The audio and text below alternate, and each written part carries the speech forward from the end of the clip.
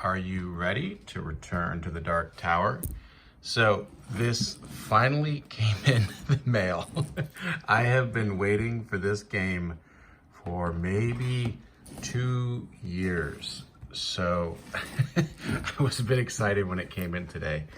So I'm going to unbox this for everybody, and it's a huge box. So I'm trying to figure out how to best set up the camera, but maybe here. So as I unbox, I'll give a little bit of context about what this game is and why it's so exciting. So Return to Dark Tower is a sequel to a 1980 something game.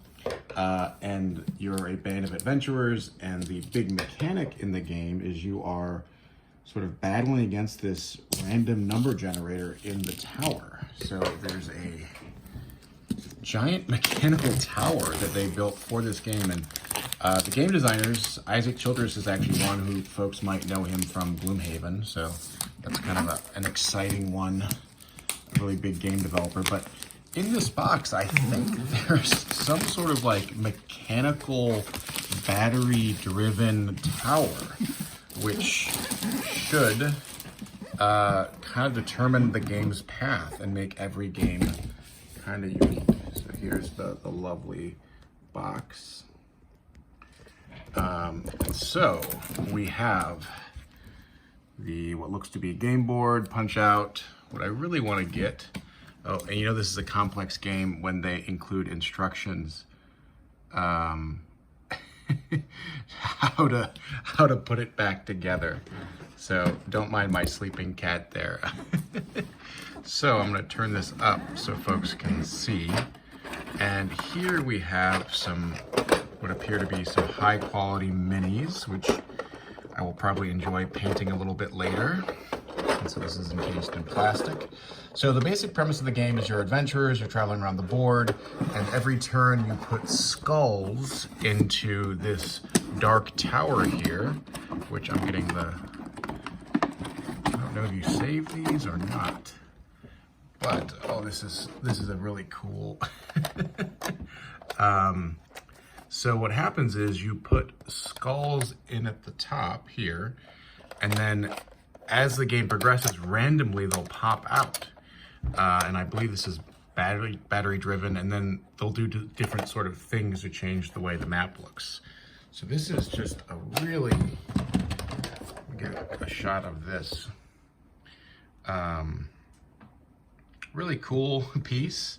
And the game is actually kind of minimalistic. There's not as much in this box, given the rather hefty size, as I would have thought. So it looks like we have some cards, which are items maybe, and then some other items. And these are probably kind of ability kings, it looks like, or ability cards rather. These kind of look like maybe characters. The Outlaw King Gleb.